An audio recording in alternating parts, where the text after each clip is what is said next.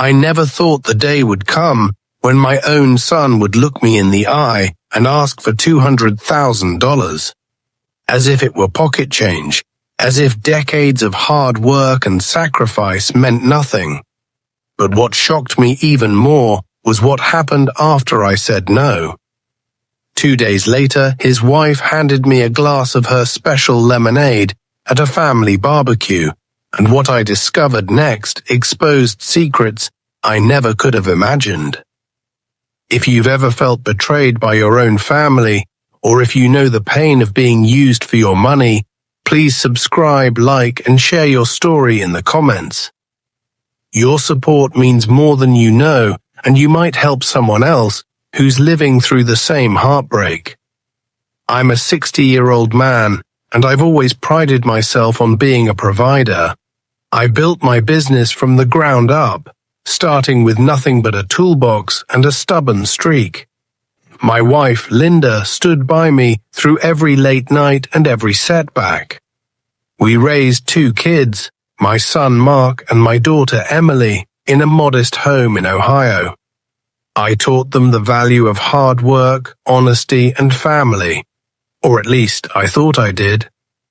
Mark was always ambitious, but somewhere along the way, ambition turned into entitlement. He married young to a woman named Jessica, charming on the outside, but with a smile that never quite reached her eyes. From the start, she seemed to have a knack for getting what she wanted. I tried to welcome her, tried to believe the best, but there was always something about her that made me uneasy. The trouble started when Mark called me out of the blue, his voice all business. "Dad, I need a favor. Jessica and I want to invest in a new property, but we're short on cash. Can you wire us $200,000? We'll pay you back, I promise." I nearly dropped the phone. "Mark, that's not a small favor. That's my retirement. That's your mother's security." He got defensive, then angry. "You always said yes, you'd help us if we needed it. Why is it different now?" I told him the truth, because I know the difference between need and want, and I won't be manipulated. He hung up on me. I spent the rest of the day pacing the house, replaying the conversation in my head. Linda tried to reassure me, but I could see the worry in her eyes. "He'll come around," she said. "He just needs time." But I wasn't so sure. 2 days later, Mark and Jessica invited us to a family barbecue at their new house. I almost didn't go, but Linda insisted. "We can't let money tear us apart," she said. So we went, trying to pretend everything was normal. Jessica greeted us at the door with her usual sugary smile. "I made my special lemonade, just for you, Dad," she said, pressing a cold glass into my hand. I took a sip, trying to ignore the tension in the air.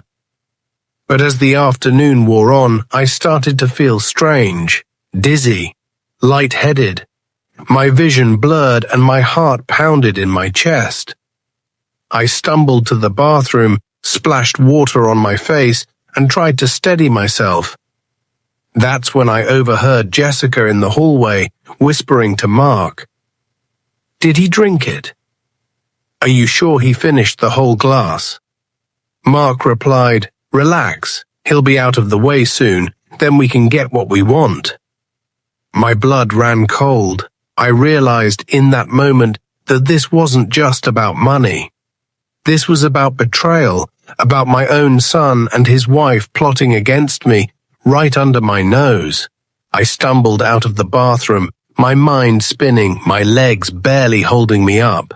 The world felt tilted, the voices in the hallway echoing in my ears. I tried to act normal, but every glance from Jessica felt like a threat, every smile from Mark like a mask hiding something rotten underneath. I set the half-empty glass of lemonade on the kitchen counter, my hands shaking. Linda noticed right away. "Are you all right?" she whispered, concern etched across her face. I forced a smile, just a little tired. Maybe the heat's getting to me. But inside I was panicking. What had they put in that drink? Was I imagining things, or was this really happening? I watched as Jessica poured herself a glass from the same pitcher, but I noticed she barely took a sip. Mark hovered nearby, his eyes darting between me and the kitchen clock. I realized they were waiting for something, waiting for me to collapse, to give in, to sign something away. I excused myself and slipped out to the backyard, pretending to take a phone call. I dialed my doctor, describing my symptoms in a low voice. He told me to get to the ER immediately. Don't wait. If you think you've been drugged, you need to be checked out. My heart pounded as I told Linda we had to leave. She didn't ask questions, she just grabbed her purse and followed me to the car. At the hospital, the doctors ran tests and confirmed my worst fear. There were traces of a sedative in my system. You're lucky you didn't drink more, the ER doctor said. This could have been much worse. I sat in stunned silence, the reality settling over me like a heavy blanket. My own son and his wife had tried to drug me, for money. Linda was furious. We have to call the police, she said. But I hesitated. I needed proof. I needed to know just how far they were willing to go.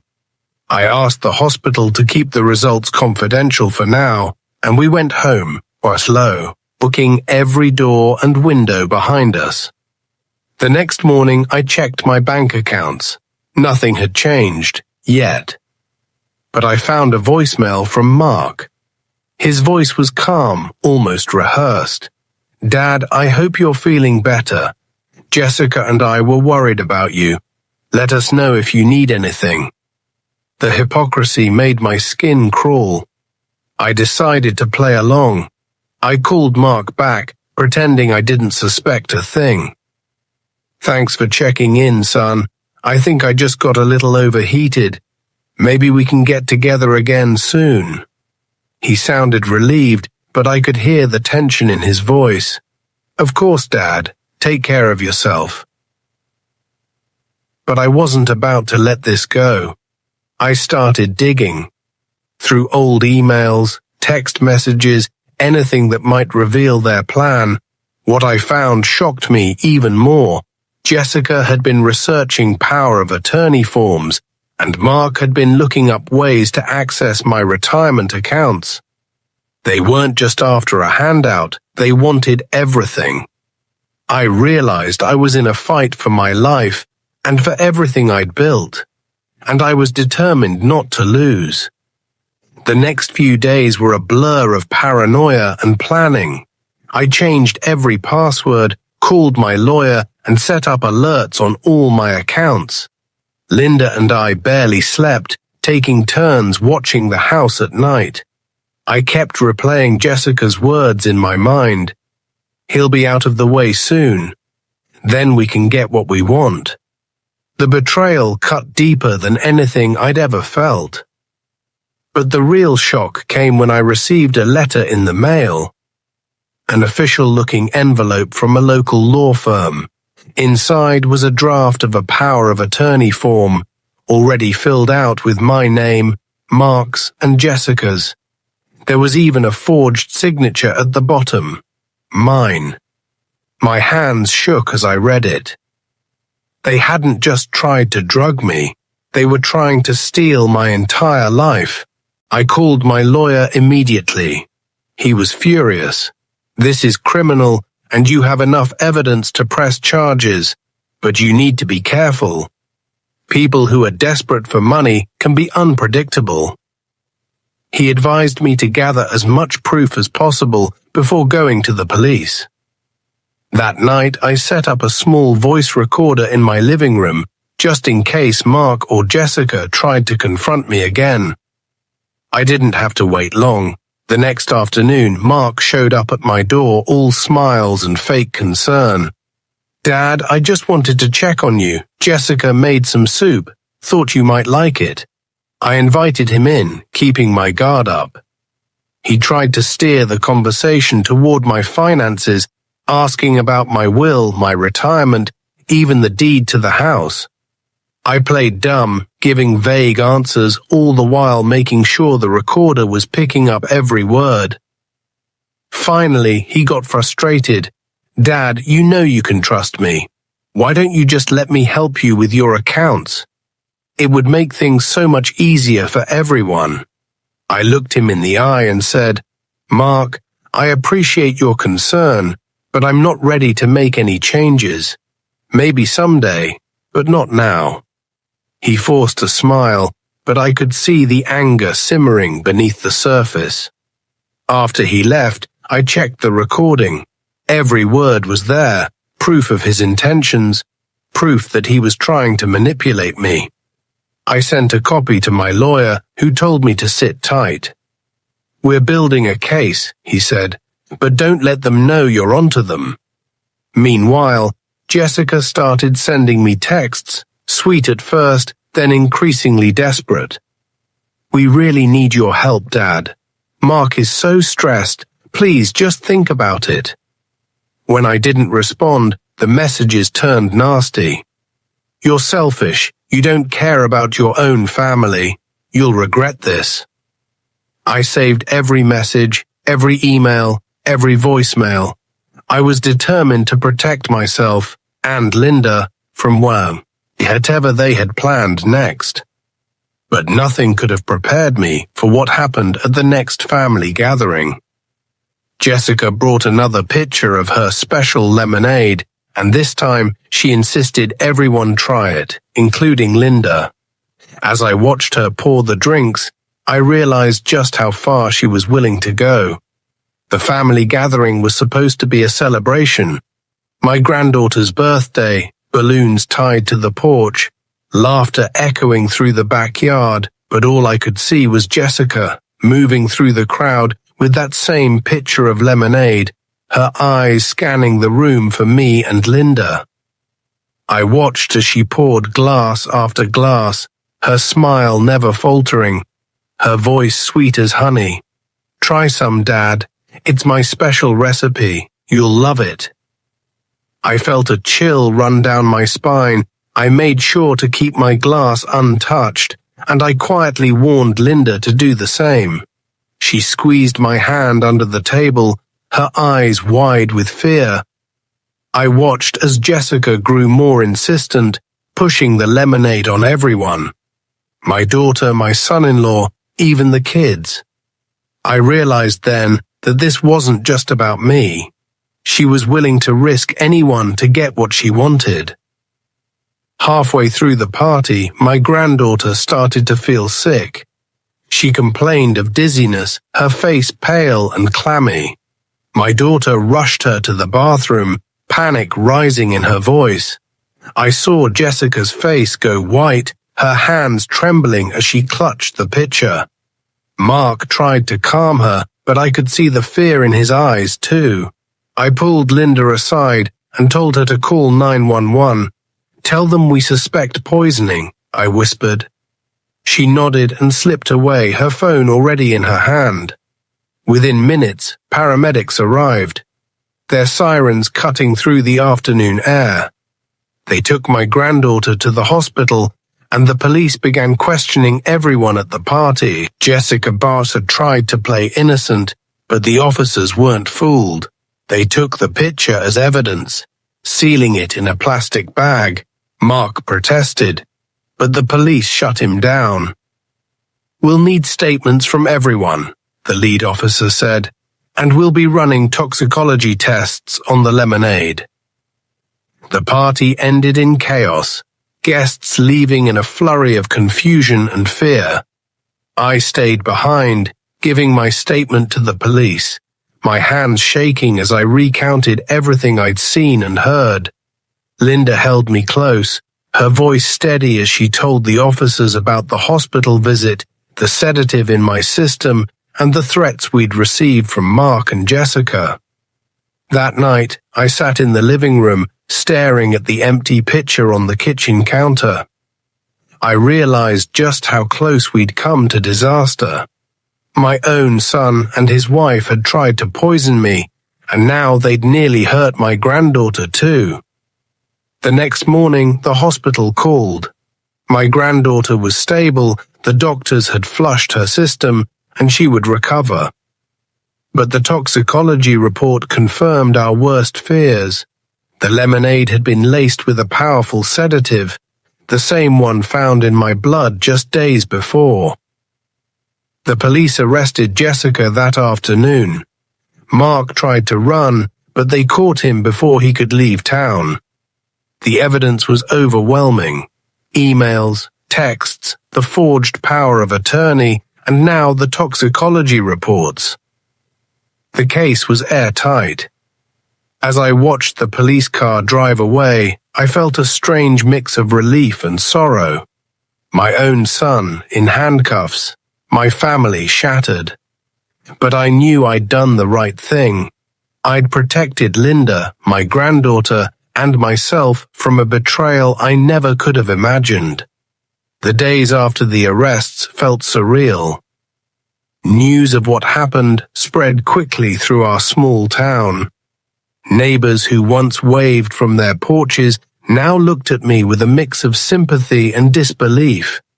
I fielded calls from relatives, friends, even old business partners. Everyone wanted to know how I was holding up, and if the rumors were true. I told them only what they needed to hear, the truth, as painful as it was. Linda and I spent hours with detectives, lawyers, and social workers. The evidence was overwhelming.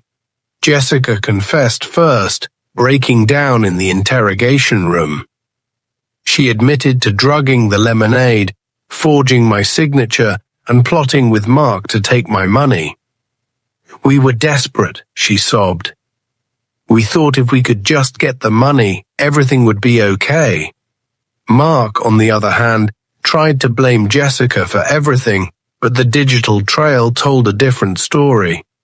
The texts, emails, and voice recordings painted a clear picture of their plan.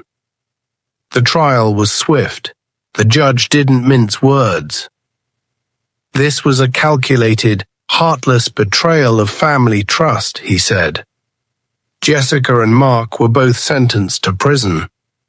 The courtroom was silent as the verdict was read, except for the quiet sobs of my daughter Emily, who had lost her brother to greed and lies. After the sentencing, I sat with Linda in our quiet kitchen, the weight of everything finally settling in. "Did we do the right thing?" she asked, her voice trembling. I took her hand. We protected our family.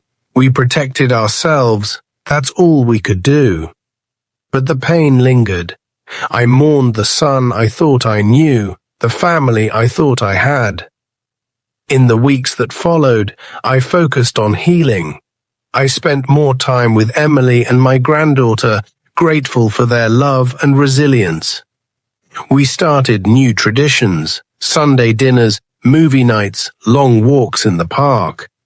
I poured my energy into my business, mentoring young people who reminded me of the man I used to be. I found comfort in small things, the laughter of my granddaughter, the warmth of Linda's hand, the quiet strength that comes from surviving the unema, Ginable. One afternoon, Emily sat beside me on the porch. "Dad, I'm proud of you," she said. "You stood up for what was right, even when it hurt." I smiled, feeling a sense of peace I hadn't known in months. "We all did, sweetheart. We all did."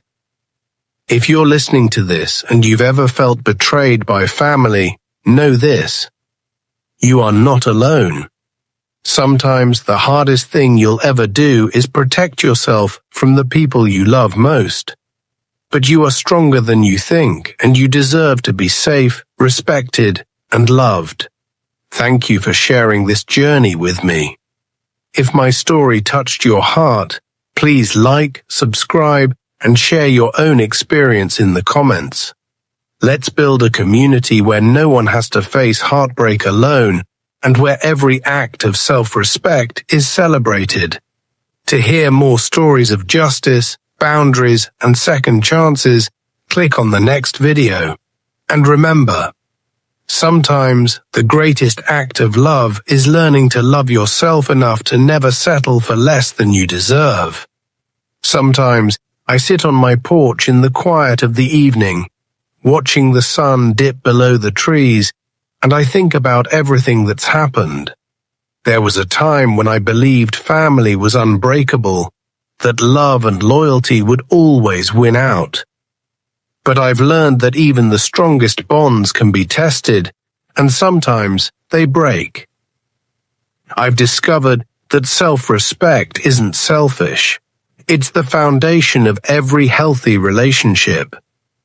Setting boundaries, saying no, and standing up for yourself, even when it means standing alone, are acts of courage, not cruelty. I learned that the people who truly love you will never ask you to sacrifice your dignity or your safety for their gain. Forgiveness, I've realized, is not about forgetting the pain or excusing the betrayal. It's about letting go of the anger so you can move forward. It's about choosing peace over bitterness and hope over regret. I forgave Mark and Jessica, not for their sake, but for mine. I refuse to let their choices define the rest of my life. If you're listening to this and you're struggling with betrayal, heartbreak, or the pain of family conflict, know this: you are not alone. Your story isn't over. Every ending is a new beginning, every loss a lesson in strength. You are braver than you think, and you deserve a life filled with respect, kindness, and real love. Thank you for sharing this journey with me. If my story touched your heart, please like, subscribe, and share your own experience in the comments. Let's build a community where no one has to face heartbreak alone, and where every act of self-respect is celebrated.